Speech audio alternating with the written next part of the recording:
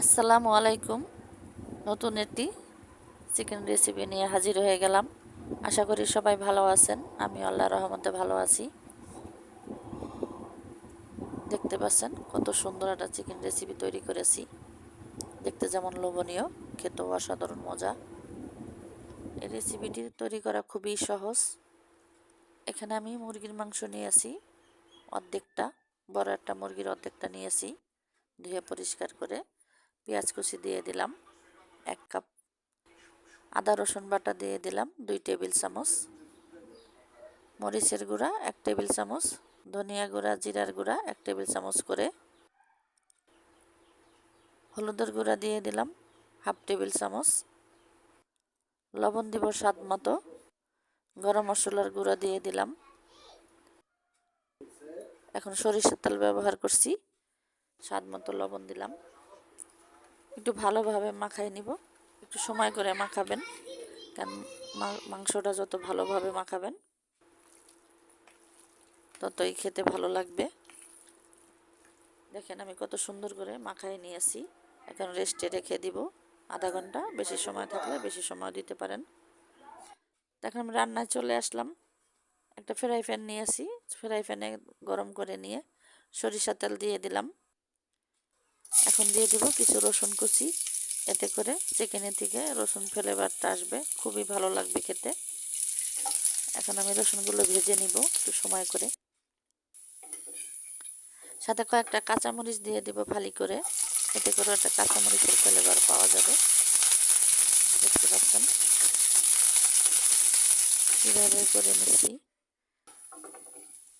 ভাজা প্রায় হয়ে গেছে, ভেজে নিয়ে এখন আমি চিকেনগুলো দিয়ে দিব এক এক করে।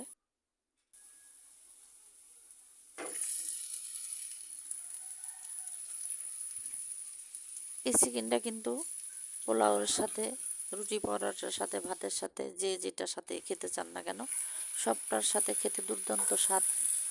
তৈরি করে না খেলে বুঝতে পারবেন না যে কতটা স্বাদ হয়। রসুনের একটা ফ্লেভার থাকে দারুণ।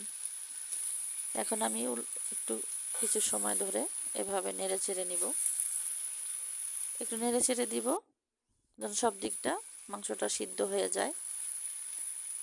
চুলার আঁচটা আমি মিডিয়ামে রেখেছি, এভাবে নেড়ে চেড়ে দিব। দেখতে পাচ্ছেন আমি কিভাবে করছি।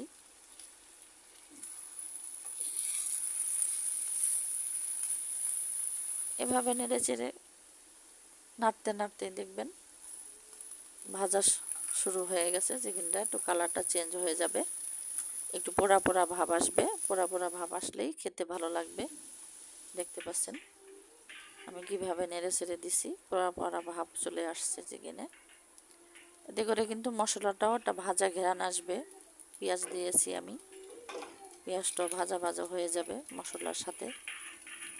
নান রুটির সাথে এই রেসিপিটা খেতে অসাধারণ হয়, খেলেই বুঝতে পারবেন। ভাজা বেড়ে হয়ে গেছে, দেখতে পাচ্ছেন চুলা থেকে নামিয়ে নিয়েছি। কতটা কালারফুল হয়েছে দেখতে, খেতেও কিন্তু অসাধারণ মজা। আশা করি এই রেসিপিটি আপনাদের কাছে ভালো লাগবে। আমার রেসিপিটি যদি ভালো লাগে আমার চ্যানেলটা সাবস্ক্রাইব করে আমার পাশে থাকবেন। আরও নতুন নতুন ভিডিও পেতে আমার চ্যানেলটি সাবস্ক্রাইব করে রাখবেন, পাশে থাকা নোটিফিকেশনটা অন করে রাখবেন। আবার নতুন কোনো ভিডিও নিয়ে হাজির হয়ে যাব। ততক্ষণ পর্যন্ত আল্লাহ হাফেজ, সবাই ভালো থাকবেন।